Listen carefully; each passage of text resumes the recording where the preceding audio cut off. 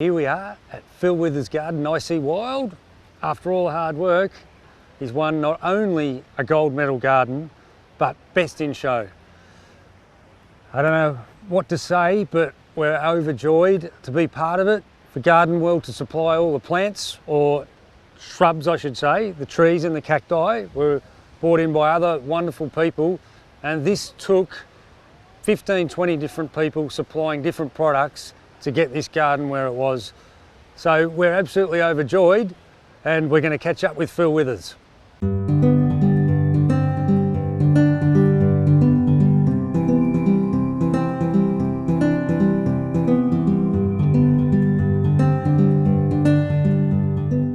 All right, I'm here with Phil Withers, and Phil, you've done it. We've done it, we've got there.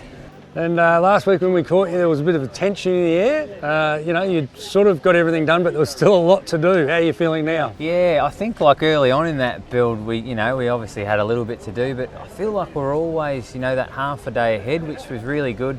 Yep. Having the Evoca guys being so, organised, and then, yep, a big plant crew and all that sort of stuff, on site, we were really able to make sure that we were, looking over everything and making all the right decisions. Well, after 4 years of coming here, getting silvers, bronzes, it must be a great feeling. Oh, it's a wonderful feeling to be able to cap it off, on the first morning with the gong, I suppose, you'd never expect these things, but at the same point in time, you work really hard for them. And look, I heard someone before say he managed to grow a cactus and a grass tree together in the one garden and pulled it off. What have you got to say about that? Yeah, I think that's what this garden really is about, and you would know over the years, we've worked together on a few of these gardens. We've always tried to do that, and we've learnt more and more, but a lot of those plants, it's about biodiversity, how you use all the plants, you know what I mean? And the backdrop of the natives, and then wandering in and being able to use the cactuses, the succulents, all the food, all those sort of wonderful sort of bird attracting and bee attracting, so we can pollinate the garden. So just making sure we use all the plants essentially. And really, you're just the designer. I supplied a few plants. Evoca Landscapes really did the work, didn't they? They drove this garden home. From day one, they were spot on with it. I mean, we went early on in the planning, 6 months before. We were having, not so much weekly meetings, but every couple of weeks we'd make sure we were right on par to make sure that everything was, going to be organised. Now tell me, mate, are you going to come back next year? Or is it a bit early to ask you that? I don't know, I'm going to take in this for a second first. All right, well, Phillip Withers, I'll be gentle on your hand because I know it's a bit sore. Congratulations. Yeah, it's been bloody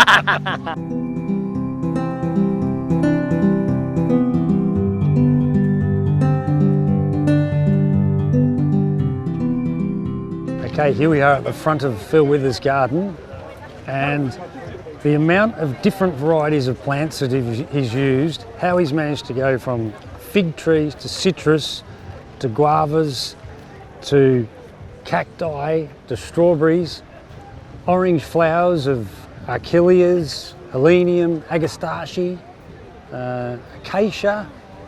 He's just combined a huge amount of different plants and managed to put it all together, and it looks amazing. I really like what he's done with the lawn, the way it drops down like this, and I can visualise there being a water tank underneath to collect the water. And then there's some little correas coming up through the grass, little native correas, beautiful foliaged plant, which really stand out on the edge of the grass. I think it's interesting that the judges gave this best in show, because when we look at it structurally, there's no building, there's no water feature, which is a very smart move because that can be fraught with danger. But it's got something the other gardens haven't got.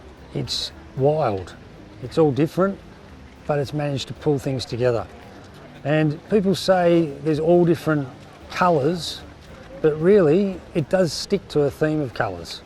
So Phil actually rejected some plants that didn't go with his scheme of colours. So I think the longer that you look at this garden, you do see that there is a use of a similar amount of colours. But of course textures, all different textures. We've got sharp plants, soft plants, all pulled together as one. The plants that are in this garden will be on sale at Garden World.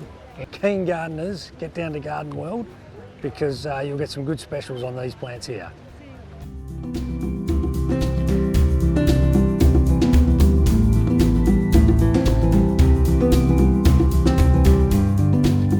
think what I really like about it is that it's not over the top in terms of trying to present too much. The colours and the tones are really understated. There's a little bit of flowering here and there, but the greys and the tones from the stone right through to the colours and textures in the plant selections are really interwoven. And I love the fact that intermingled in here, you've got edibles as well. So it's quite an ornamental feel, but you've got edibles tucked in there. There's citrus, there's an amazing fig, there's all sorts of Australian natives tucked in there, plus cacti and succulents. So if you were to put that in a list, you'd actually find that it's a mishmash. But to untangle that and to place it in a way that you feel this urge to go in and your eyes are captured by the greys, and the greys bring you through, and then the small amount of flowering plants really burst. They come to life. I think this garden says a lot about how you can go with subtlety and then have your highlights spattered without them being a punch in the face. I think, like with all of the gardens, there's plenty to learn, because you only need to look at one plant bed and see combinations.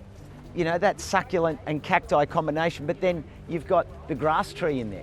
Like, most people wouldn't imagine that, but the grass tree also has a certain cacti form about it. So you're interchanging, you know, almost an international flavour just in that one garden bed. And then here we've got the guava and the fruit trees and the gums. Yet what an amazing border. And it doesn't have to be, oh, I need to hedge my neighbours, let's just put a lily-pilly hedge.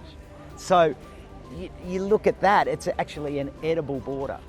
So you block views that aren't chosen in a really productive but visually enticing way. All right. I'm speechless. Thank you.